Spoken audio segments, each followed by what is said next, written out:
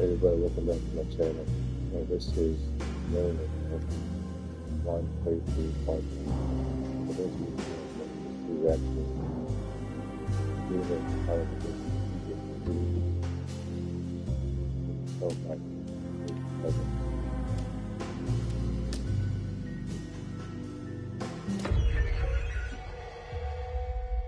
Please rest me to take life, live it better.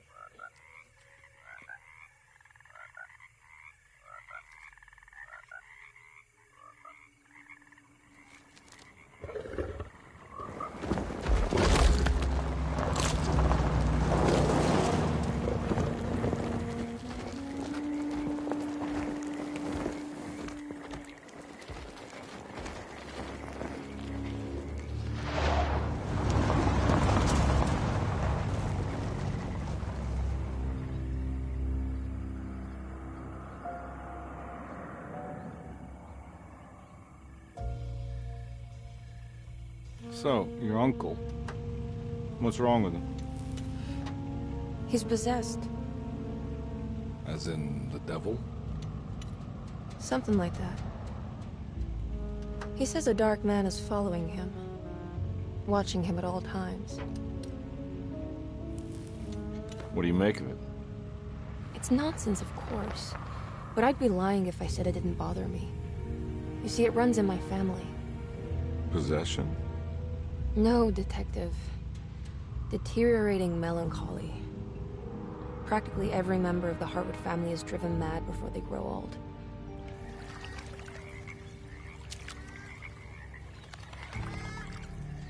But Jeremy didn't kill himself. Is that why he's at Derceto? Despite being convinced that he is truly possessed, he decided to put his last chips on Dr. Gray and his psychoanalysis, figuring he might stumble upon some cure.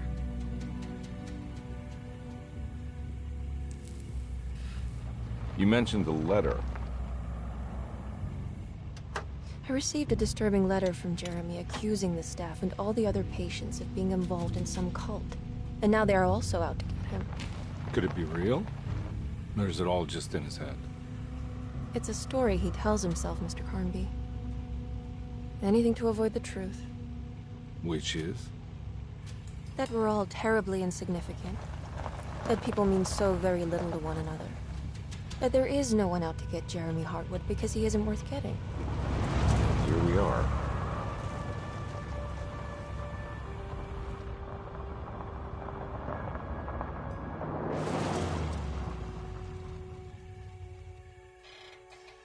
My uncle's not well, Mr. Carnby. I want to make sure he's all right. And what's my part in this? You couldn't get a cab?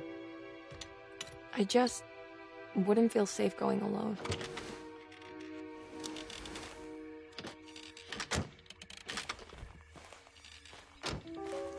Did you bring a gun? Yeah. You think it'll actually come to that? No. But you might need to wave it around depending on how agreeable the staff will be. What exactly are we gonna do when we find Jeremy? I don't know. Let's just find him first.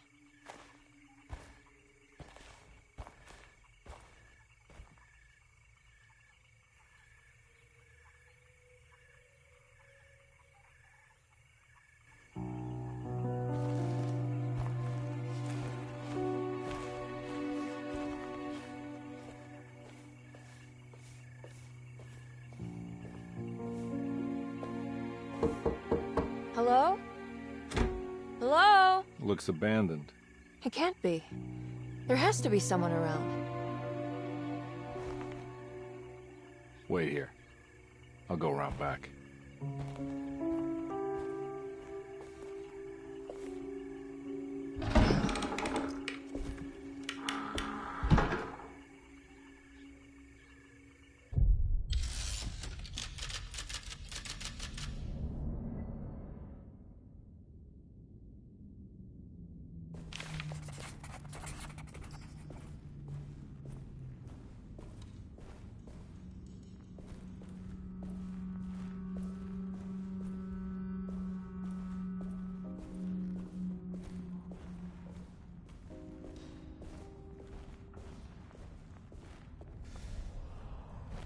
Now what do we got here?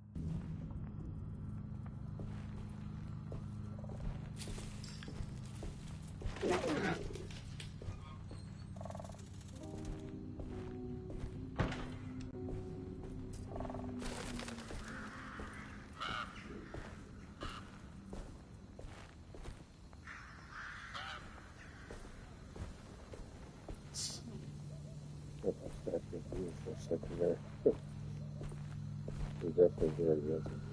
I was thinking about the market, like a lot of life too.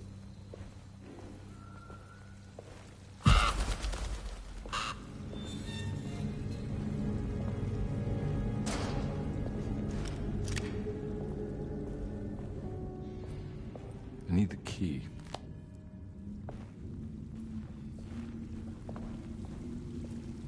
Whoa. That's one big tree to fit inside a conservatory.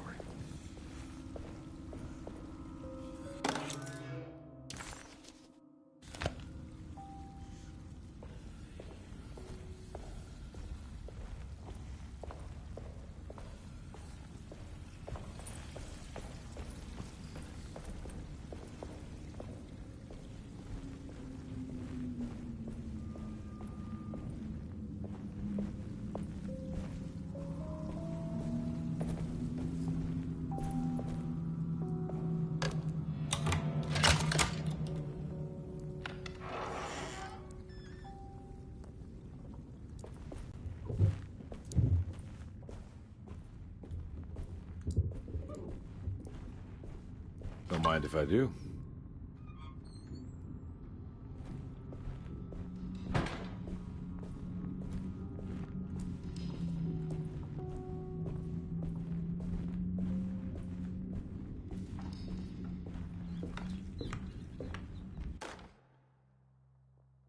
Every day your silence weighs a little heavier. It's been a difficult year for everyone, and many have lost all hope. I read in the papers about people suffering. Pictures of dust-covered landscapes without a drop of water.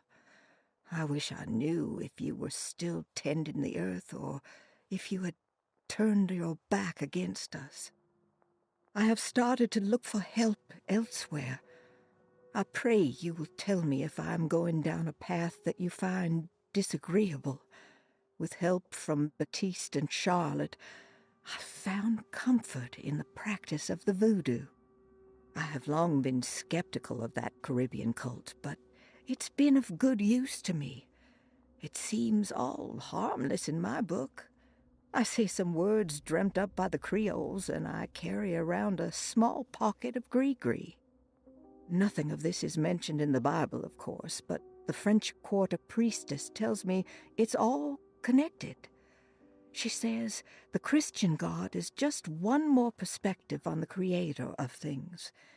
That's what I like to think, but the other way around, that the spirits of her faith are just aspects of you, our Heavenly Father. I am so grateful for the words you gave Mr. Hartwood. We will sing your praises at St. John's Eve. The world will be blessed soon again. Only the sacrifices of the Old Testament compare to your demands. Let it be the truth, a mother of earth, wood, and dirt.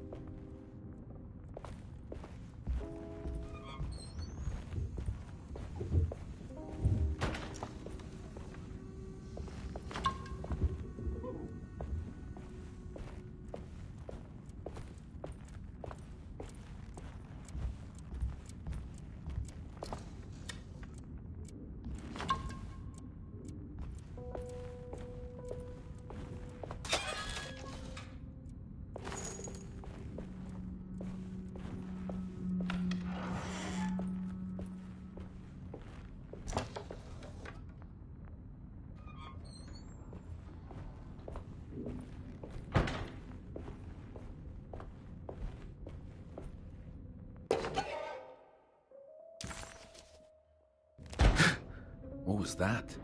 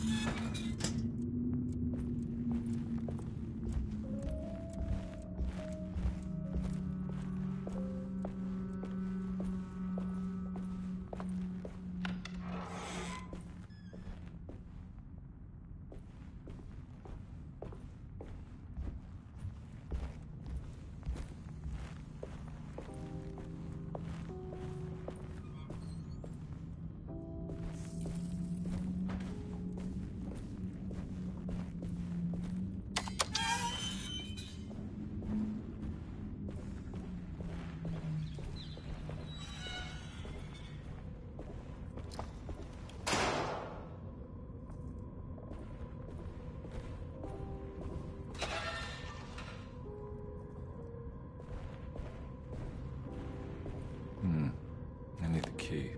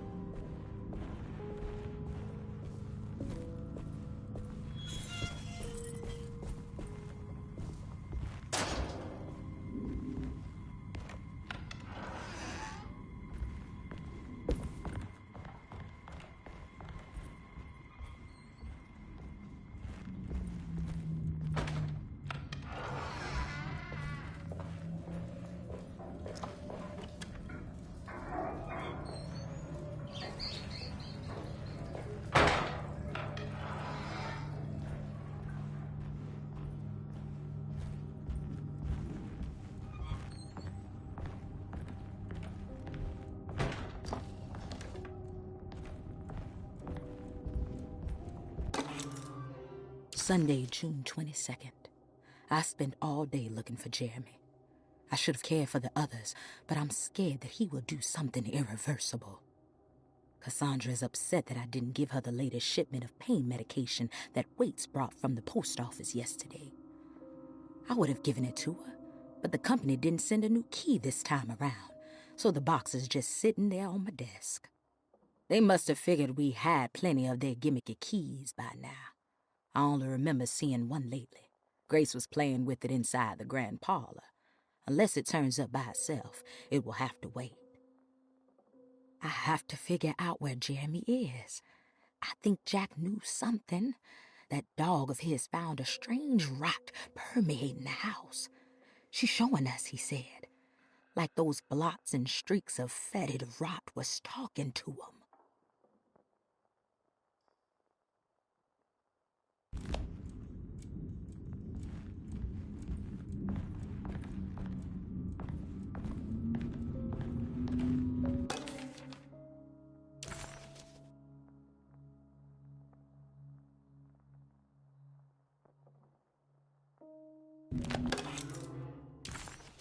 Nice.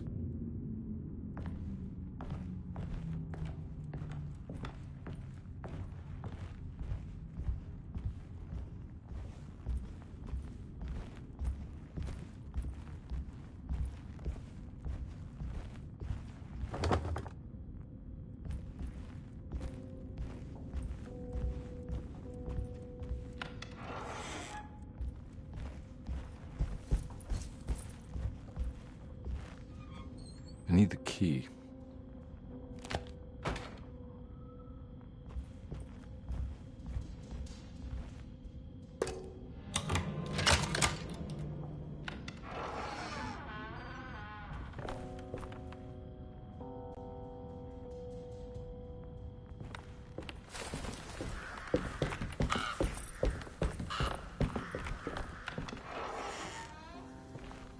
Oh.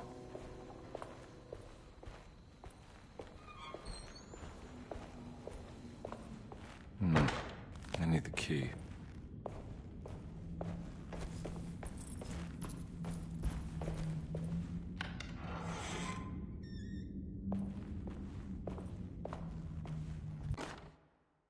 The Great Depression. President Hoover raises tariffs on over 20,000 imported goods in an act to protect American labor.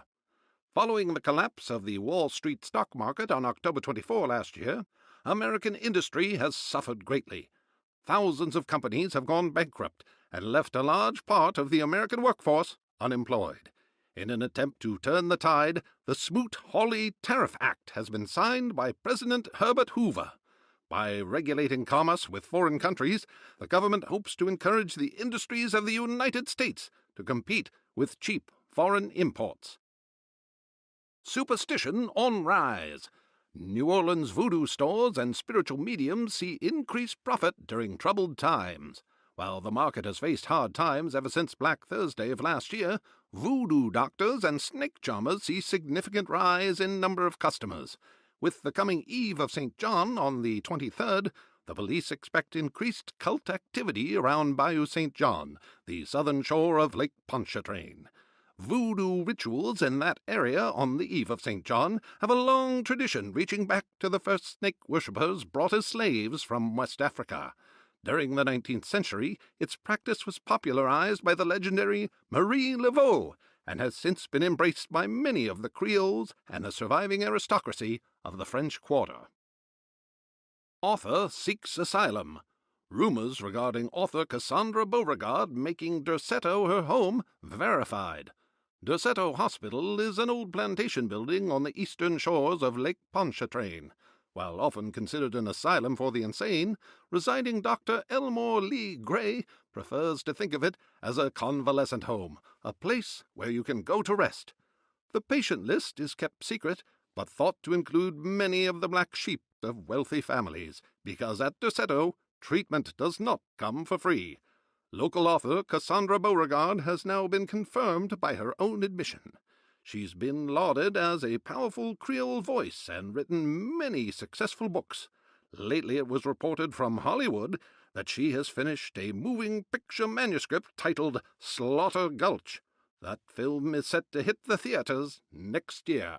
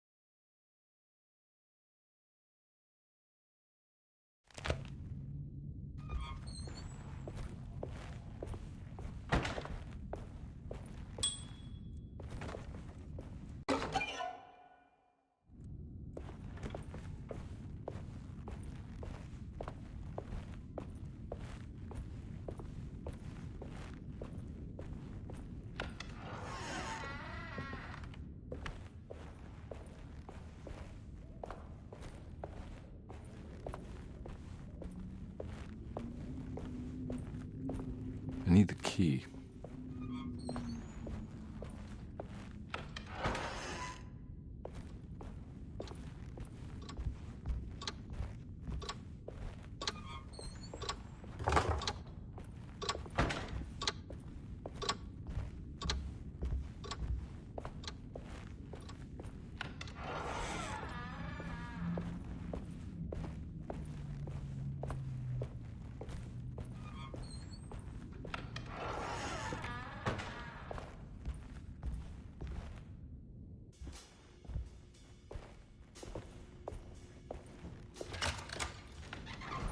Thanks. What are you doing? Who are you? Whoa, pardon me, excuse me. My name is Edward Carnby, private investigator. I hope you don't mind we let ourselves inside. I do mind. This is private property. You can't just barge in here. I'm sorry about all this, but I'm looking for my uncle. It's urgent, and no one was answering the door. We can't hear you knocking anymore. None of us can. Who is your uncle, darling? Jeremy. Am I right? She has that Heartwood gloom, doesn't she? That's right. I'm Emily Hartwood. I just came to make sure my uncle is all right. Well, he is unavailable right now. You will have to come back another day. Unavailable how? Is he sleeping? We can wait. He's lost. Don't I know you from somewhere? Who's your man again, Miss Hotwood? My name's Edward Carnby, private investigator. Splendid. Enough! All of you! Get back to your rooms! McCarthy, keep your eyes on the child. And you two, please leave immediately. Look, we're not here to cause any trouble. Just let us see the old man, satisfy the curiosity of my client here, and we'll be off. Jeremy has gone missing. There's no need to worry, but it might be some time before he turns up. The whole staff is looking for him. What? He ran off? I don't have time for any of this. Please, come back tomorrow. All right, in that case, we'll just wait in his room. You don't mind, do you? It's upstairs, right? Wait, you can't. Don't worry, we'll be discreet. In the corridor. It's the first door on your left. I'll tell Dr. Gray you're here. Excellent. Thank you, madam.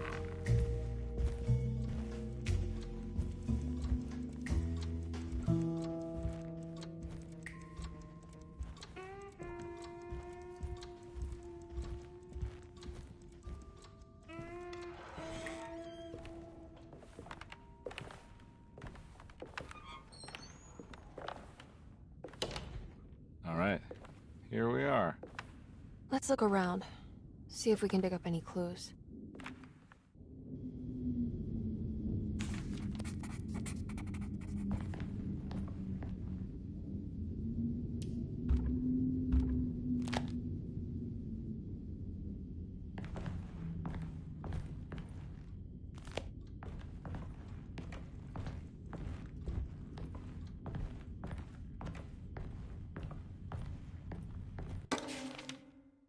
Every night the dark man stands opaque at the threshold of my room, counting the days until my spirit spills out of my tired shape. Only his pallid mask shelters my remaining sanity. Staring directly into the face of that demonic sultan would surely sunder time itself. Would he have looked the same to my father as he struggled for his life? Does his veiled face haunt my niece quite the same way? I wish so that I could rest my soul in that sunburnt convent of Tarawea. Would I find you there, Juan? Or Senora Perosi, back from the beyond? Every night I hide from him, moving from one misshapen memory to another. Scenes conjured out of fantasy and delirium. Places I struggle to even paint. I wish I understood your death, Senora. Is there anything I could do for you but bury you in that bleak necropolis? That triumphant chapel rising above the ledges and the oven vaults shall be your sepulchre, where you may rest, and I shall weep.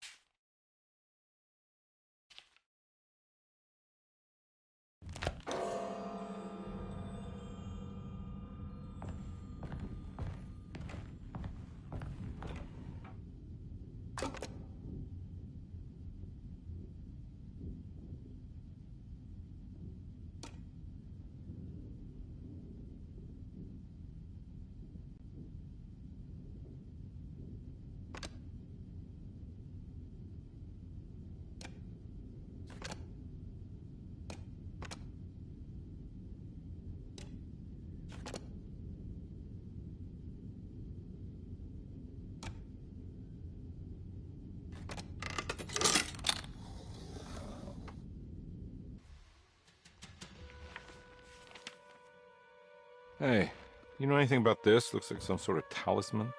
No, I don't. Oh, help me out here, will you?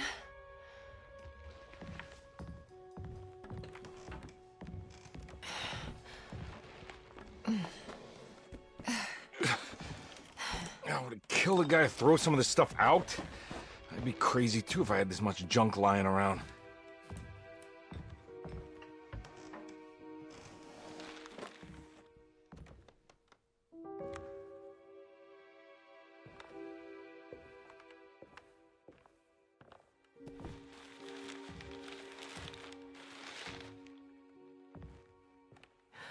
Oh, wow.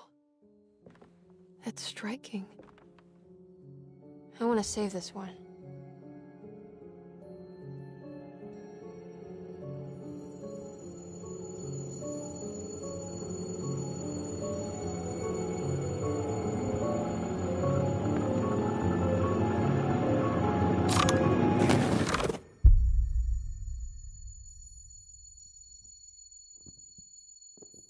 All right, come on.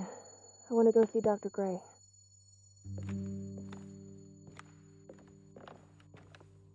Come on, let's go. Yeah, I'm coming.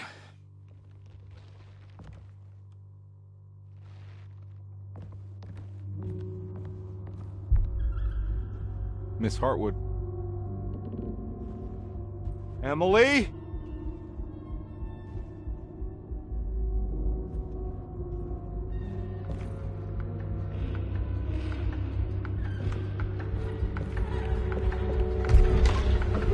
What the hell is going on?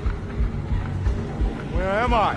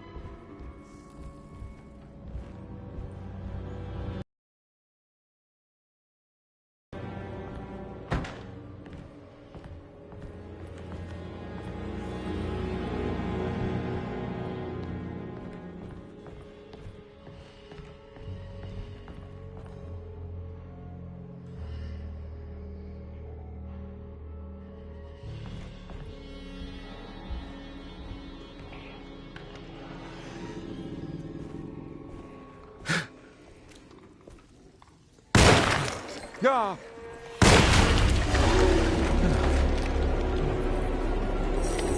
Ah! Oh, Christ. What the hell was that? Ugh!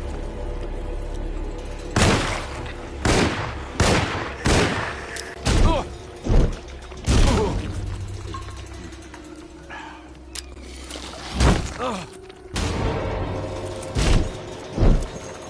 Ugh!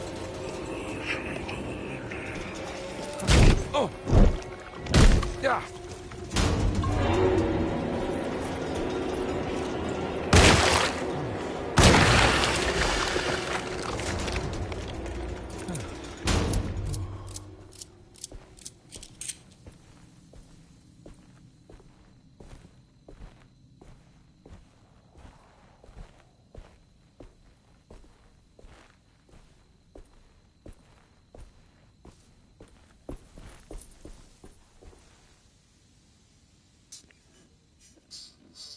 Not too bad. Just watch a little rough. Like that shooting was just very blocky.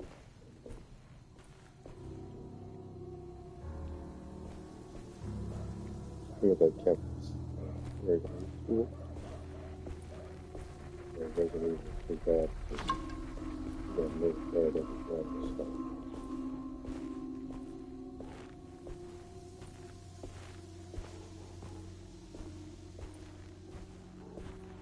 What the hell is going on?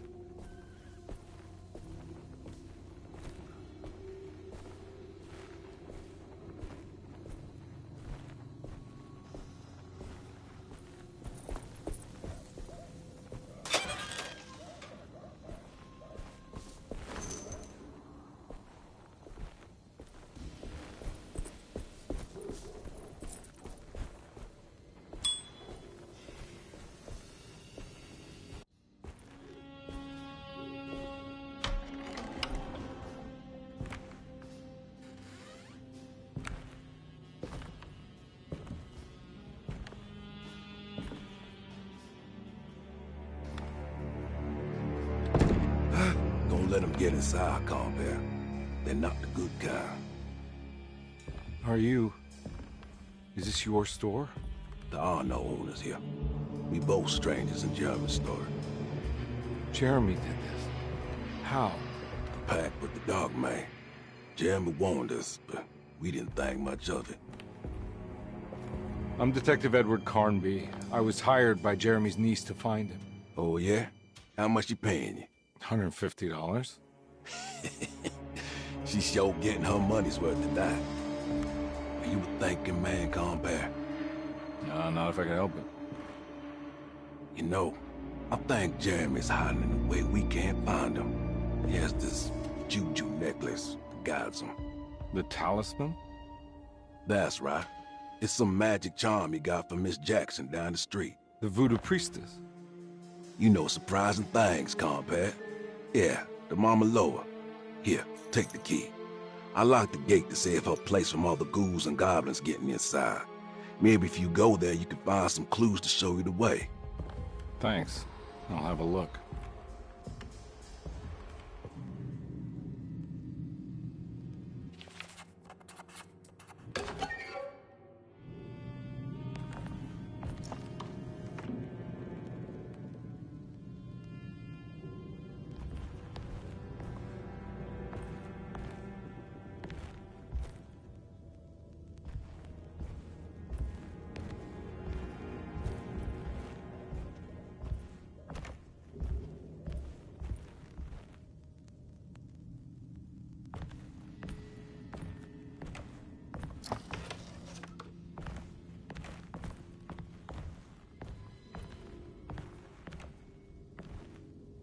You want to come along? Nah, I'm gonna stay here for a while.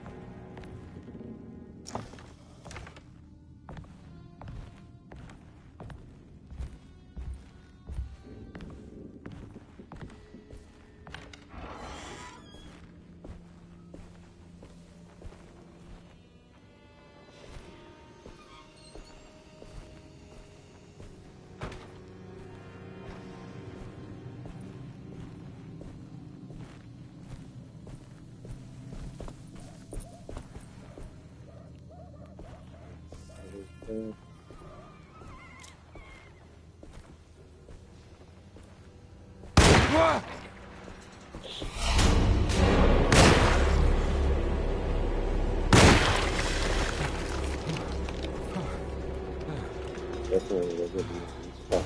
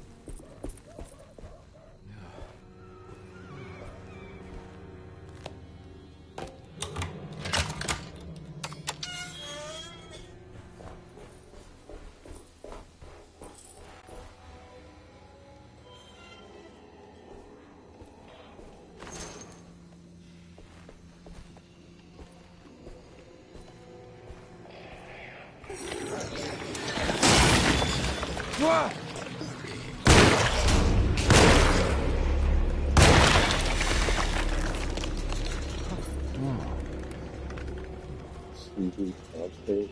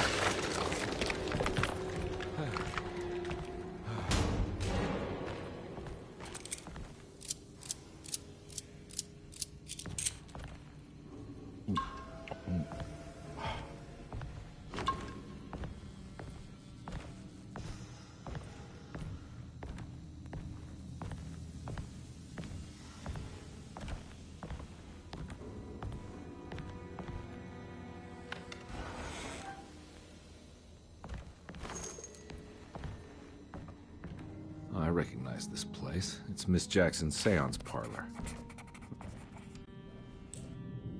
It's the talisman, like the one in the painting.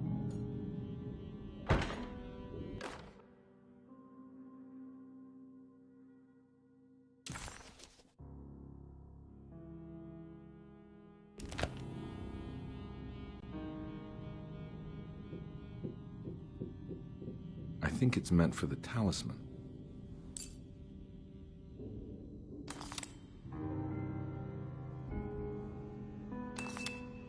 I think it needs numbers, like coordinates. Maybe there's something in Jeremy's notes.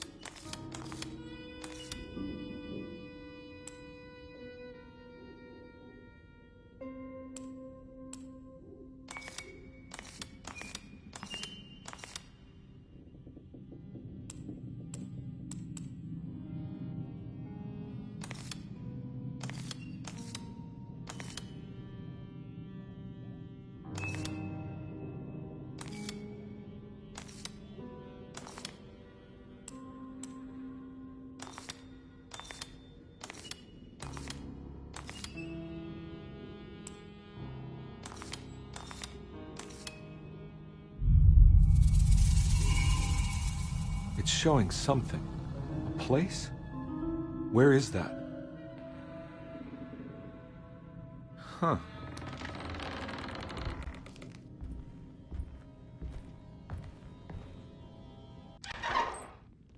Detective, I was wondering when you were going to show up. Mrs. Thompson told me you were here. I understand you are working for Jeremy Hartwood's niece. Yeah, I guess so. I mean, you're not wrong. We came here for her uncle. I just didn't expect... I didn't expect this. You are Dr. Gray, right? That's right. You don't happen to have some identification, Detective. I'm not keen on having strangers prying into my business. Oh, Detective Edward Carnby, Decatur Street, New Orleans. Enjoying the Vieux Carré, Detective? Those old French quarters, the voodoo people, the gangsters. I'm sure you live an exciting life. Well, it's not quite like the stories, Doc. Just trying to make a living. Aren't we all making a living? Well, welcome to Derceto, Detective. I hope your time here will be useful. Now, what can I do for you? Why don't you tell me where I can find Jeremy Hartwood? Why wouldn't that make for a short visit? I wish I could tell you, but I'm afraid I don't know. A drink, Detective? Anything brandy. Oh, you do belong in the French Quarters, Detective. Armagnac or cognac? You know, just give me the cheap stuff. I'm not much of a connoisseur. Having low standards is not a virtue, Detective. Let me see if I can broaden your perspective. What can you tell me about Jeremy? I wouldn't want to go into details about his condition. Doctor-patient confidentiality. I'm sure you understand. Sure, but he is crazy, and he's gone missing. Why?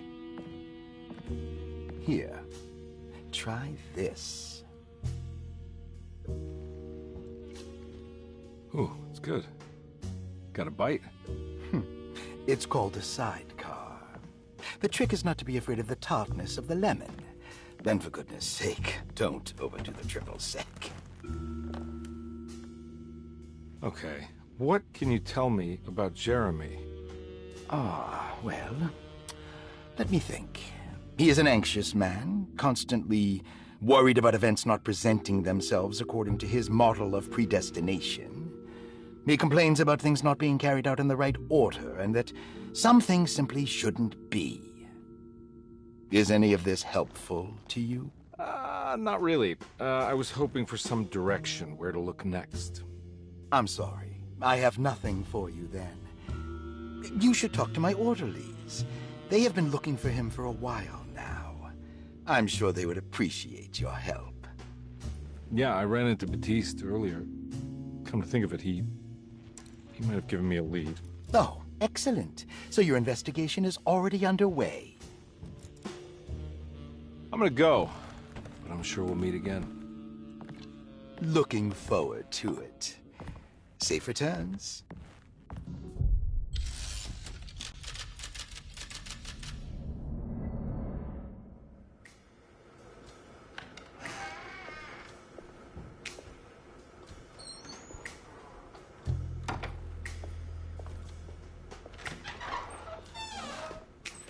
Detective Carnby,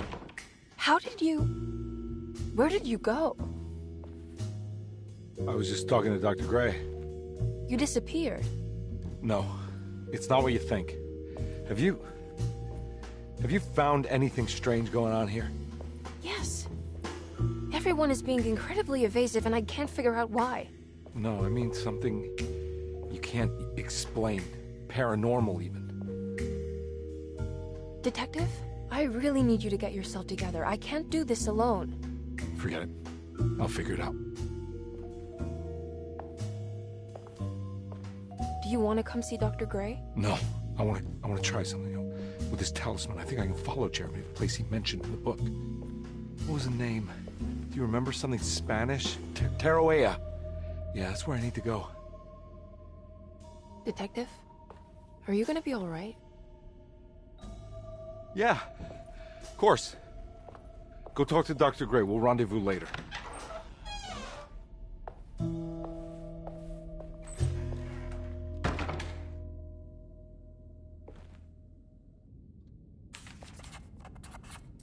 This talisman brought me back from the French Quarter in the blink of an eye.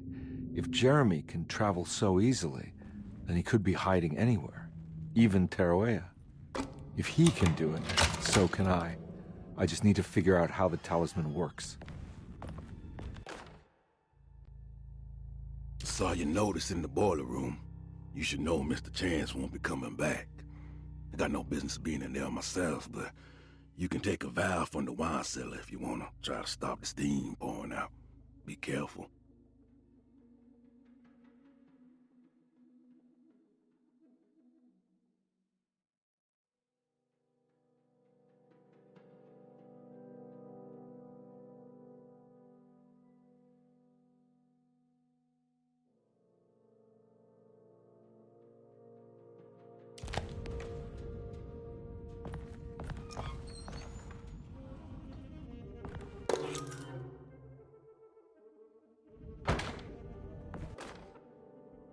Dr. Elmore Lee Gray is Derceto's chief doctor. Accounting and all administrative work is handled by me, Paul Waits. Magdalena Thompson, or Mags, is responsible for the household. Jean-Baptiste and Charlotte Tabois are responsible for keeping the guests' medical regimens in check.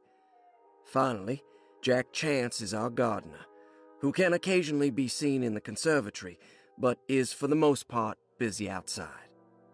There are currently 6 guests at Derceto. Malcolm McCarthy and Ruth Tallant reside on the first floor. Jeremy Hartwood, Elisabetta Perosi, Grace Saunders, and of course Cassandra Beauregard live on the second floor.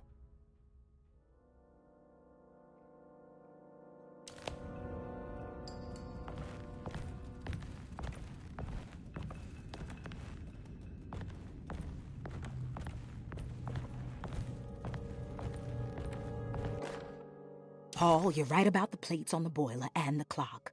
They have been sabotaged, and I think I know who did it. They have something to do with Jeremy's episodes and how he seems to disappear at night. Right now, it's important that you keep an eye out for any of the pieces. I want to find out if I can repair the plates. Let me know if you find any of them. Lottie. Tell Lottie to take a look at the well in the kitchen garden.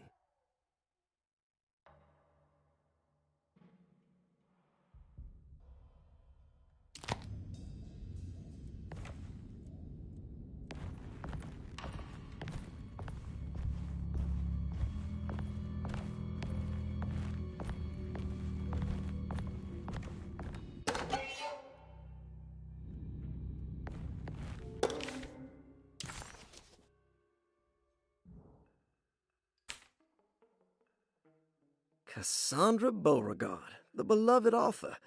Very exciting, isn't it? What do you want to put down for reason for admission? What her agent told us. Cassandra suffers from writer's block and needs to finish her moving picture script before the end of June. Mr. Chardot suggests Cassandra's heavy use of barbiturates is holding her back and risks ruining her career. And how should we summarize her personal history? Let's keep it short. Cassandra Beauregard is a beloved crime. Grace Saunders, 11 years old. Reason for admission? The mother insists on strict supervision by a proper gentleman to avoid further perversion of Grace's adolescence. Personal history? Grace's family possesses modest wealth and status. Her childhood seems ordinary, spending most of her time with private teachers and family friends. Grace's father recently passed away, leaving her mother the sole caregiver. And diagnostic impressions? Grace has trouble dealing with her father's death. She is willingly suppressing her feelings on the matter and isn't properly acknowledging the trauma she suffered. Any planned treatment? Grace needs nothing out of the ordinary. She simply needs parental guidance. Eventually, we can work on her feelings toward her father. Malcolm McCarthy, 54 years of age. Reason for admission? McCarthy admitted himself to Derceto, stating simply that he needs some damn rest. And personal history? McCarthy claims he used to work as a lawyer in Baton Rouge, but says he can't go into details because of some legal dispute. His background remains largely a mystery, except for the occasional clue that he drops in conversation. Huh. And diagnostic impressions? McCarthy is an anxious man and an alcoholic. He often tells half-truths due to some deep-seated inability to trust other people. And how will you treat that? McCarthy will take some time to open up. Spending time with Jack's dog or the child should be good for him. Their harmless nature will help build his sense of trust. Elisabetta Perosi, 33 years old?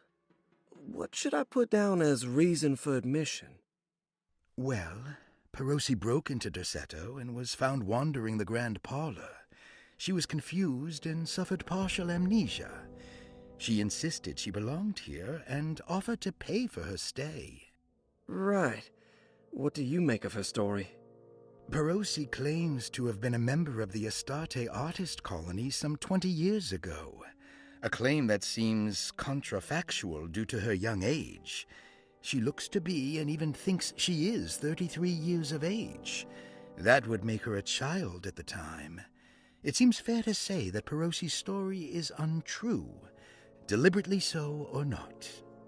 Diagnostic impressions? Do you have anything? Perosi's story is peculiar because she retracted her story about the artist colony. She no longer claims to be the same person as Elisabetta Perosi. However, my staff's research has confirmed there was a Perosi at that time who was in her early 30s. I suppose this case will take some time to investigate. How will you go about it?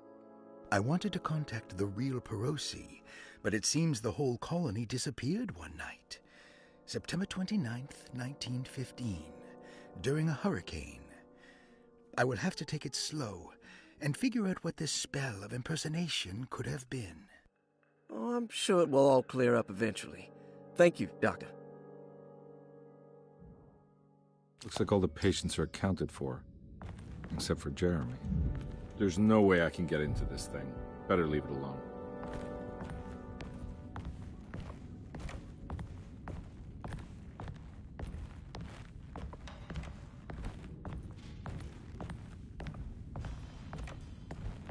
I need the key.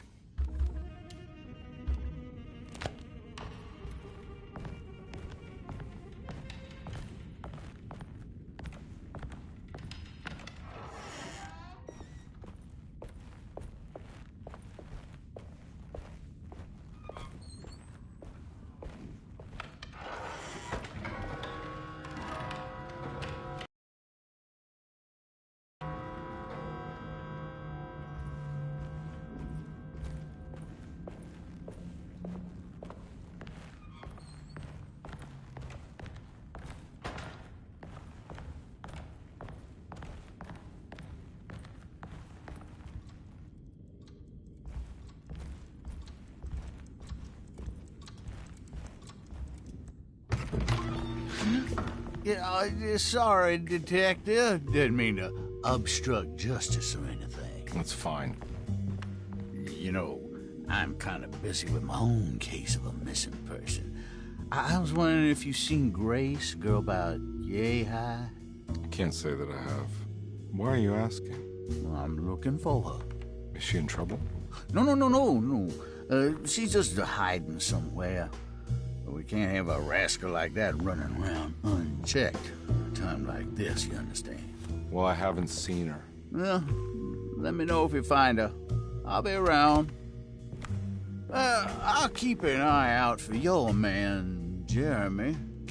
You scratch my back, Detective, and I'll scratch yours.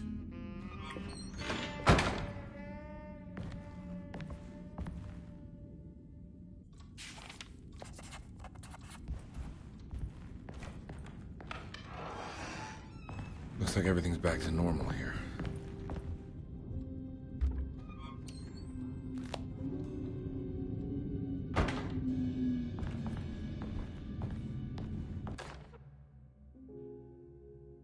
Emily's here.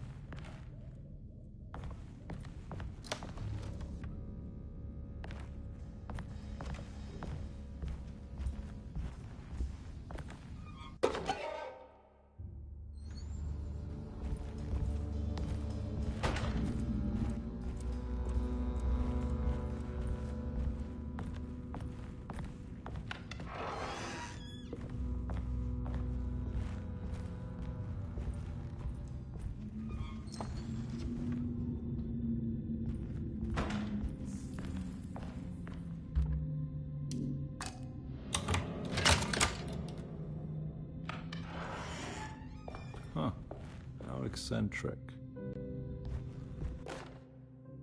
I did it! I crossed the thresholds to my intended destination without a focusing device.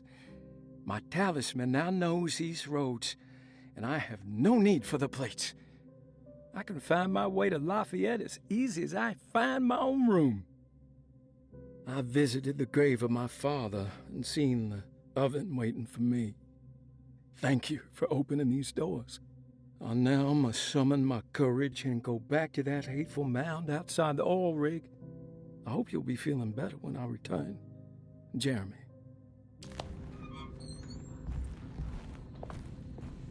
What are these symbols? Looks like alchemy or star constellations.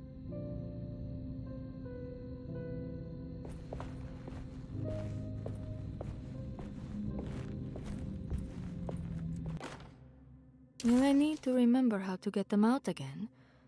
They are locked up for good reason. I am sure she is still able to whisper the answer in the ears of the wrong people. But not for long. I will see her burned soon enough.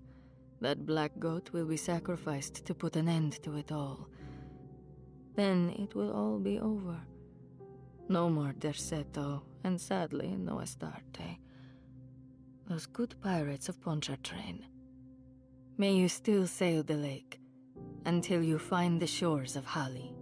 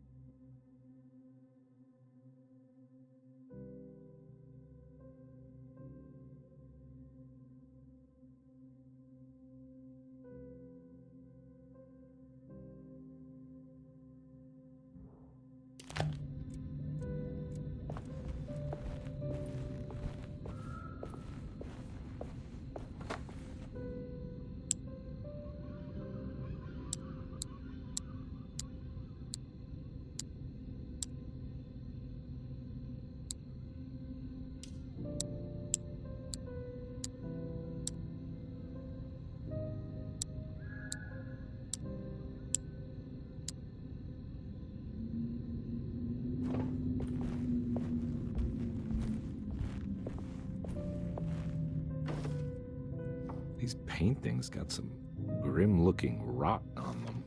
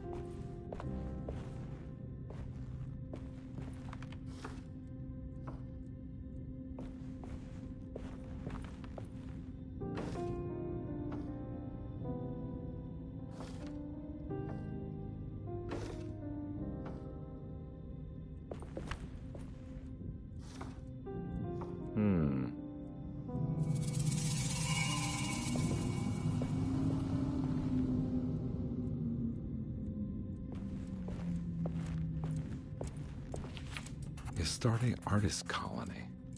I remember hearing about their disappearance. Must have been 15 years or more now.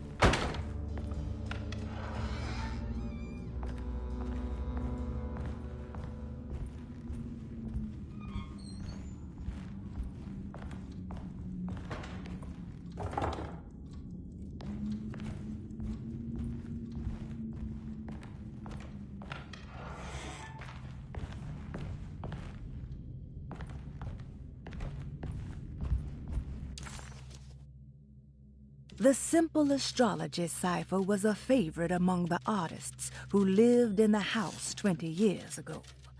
They easily turned into numbers when needed, but also acted as signatures for the members, as there were only 12 of them.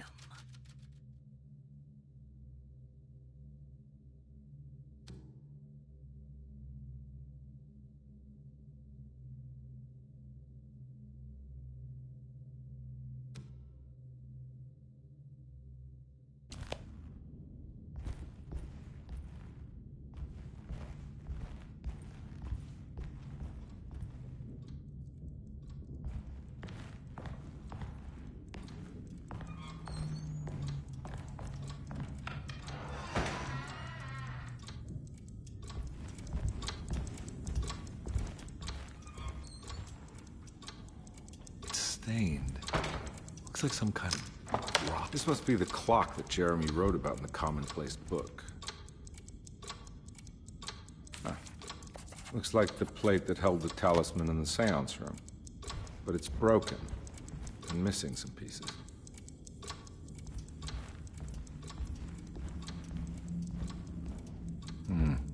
I need the key.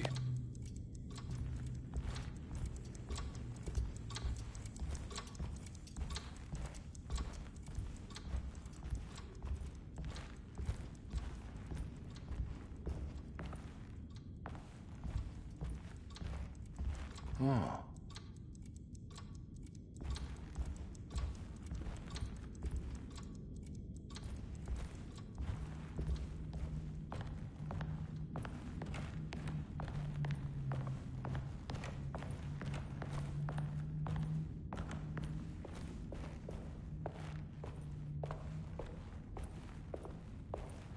I'm not gonna walk out of this now. I need to help Emily save her uncle.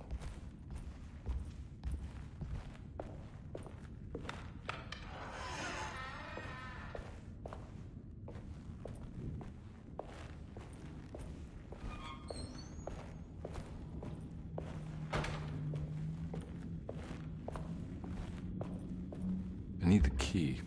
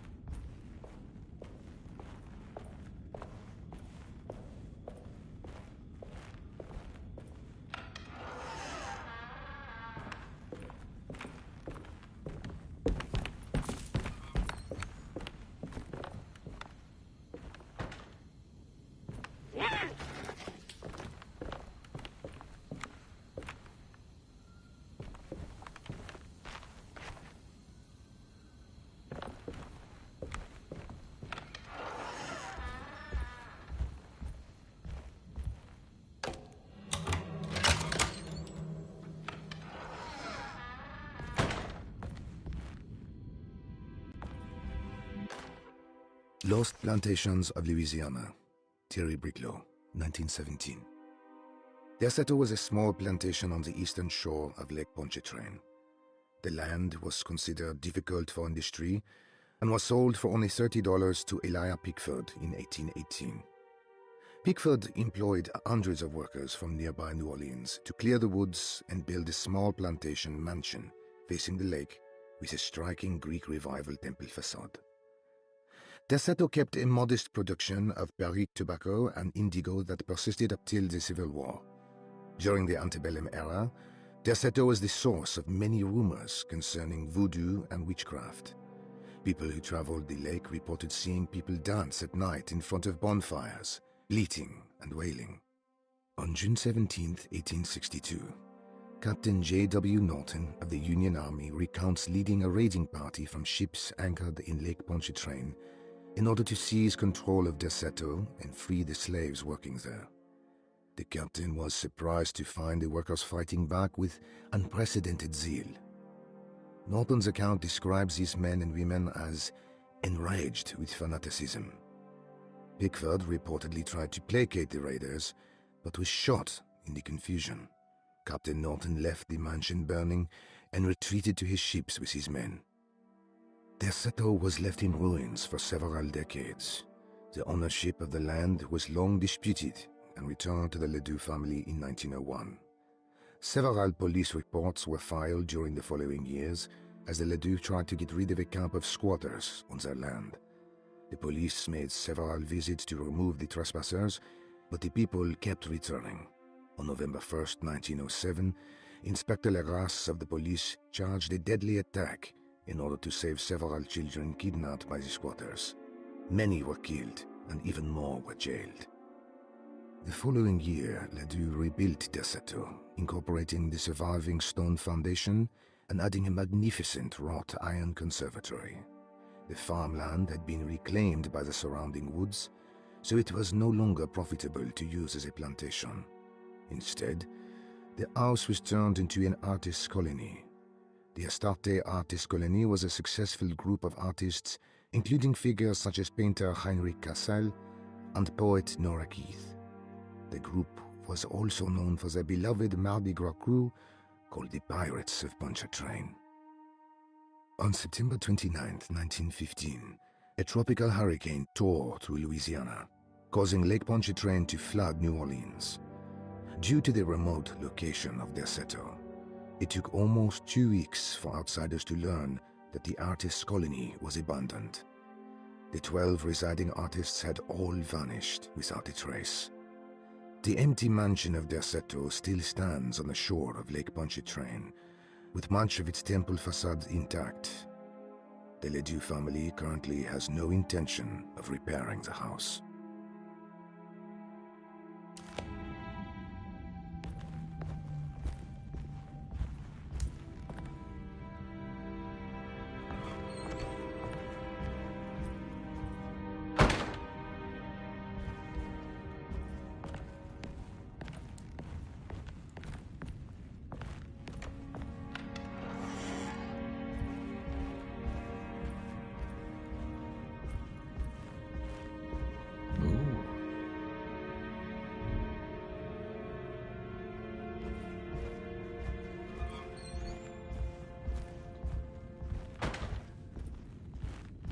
It's wedged shut.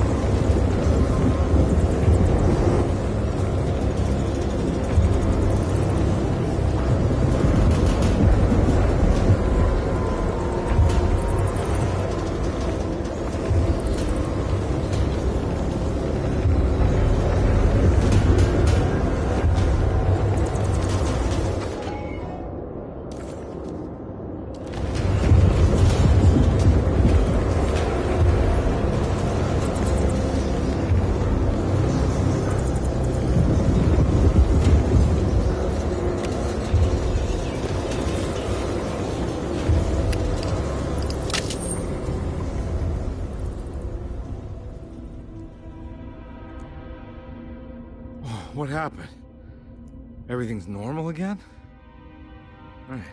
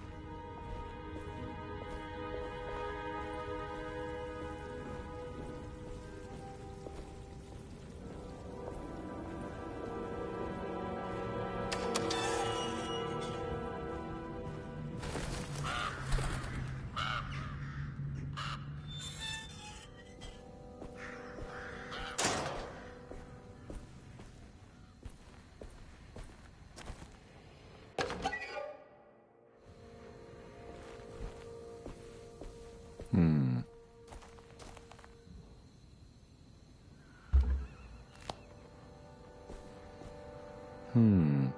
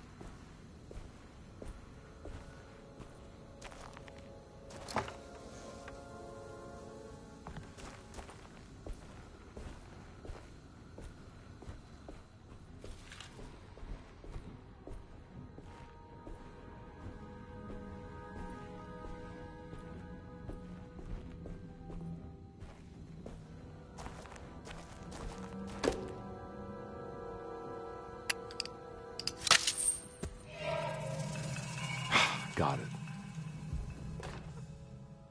Nice.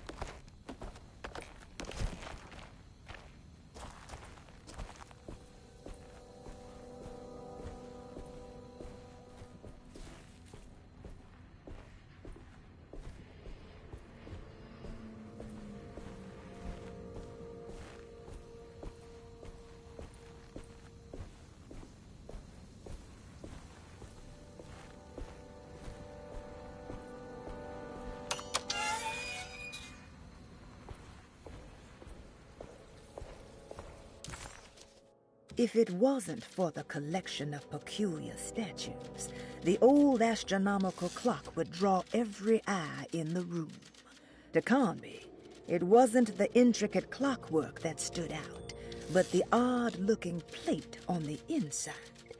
It reminded him of the ritual bench in Miss Jackson's seance room, where he had manipulated the talisman to open a door back to Derceto. He wanted to try to replicate the procedure, but found that the inner part of the plate was broken. He would have to find the missing pieces and put the plate back together.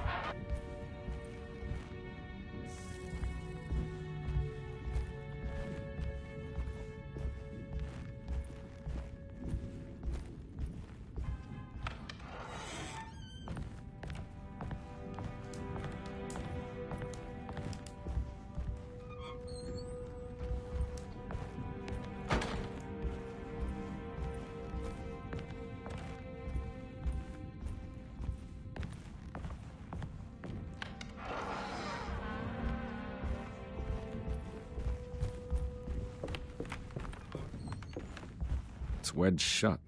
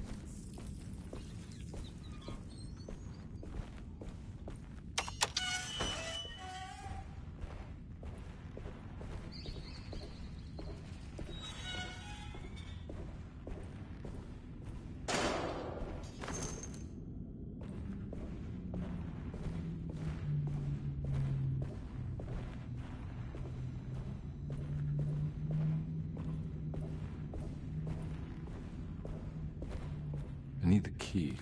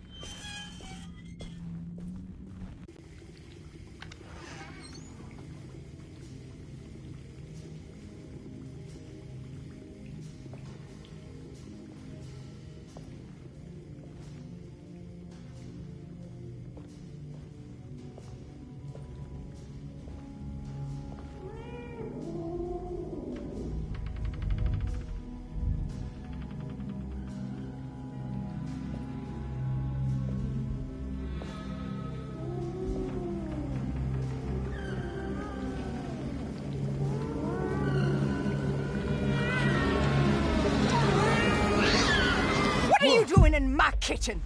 I assure you. I'm No, sorry. I promise you. Mr. Hartwood I is was just nowhere looking near my for- kitchen, and neither should you be.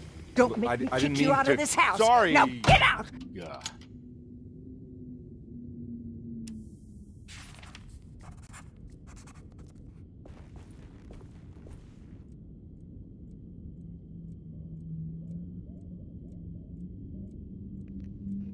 Start reminds me of the Baker House.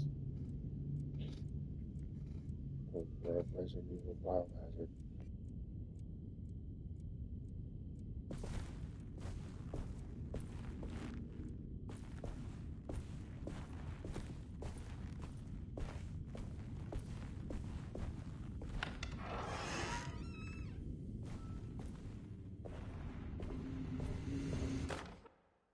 You know, Mr. Waits, I saw a piece of the plate that Liza broke.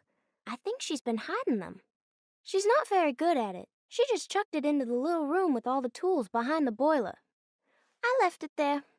I didn't want to embarrass her by picking it up while she was looking. We went upstairs instead and played backgammon. I let her win, because she's so unhappy. The piece looked like the one on display in Cassandra's room. You know about that one already, right? Or is your eyesight really that fuzzy? I hope you don't feel bad about your glasses. You only look stupid when you squint. Maybe if you had more eyes, you would see these things. I wish you had all the eyes you needed. Your best and favorite guest, Grace.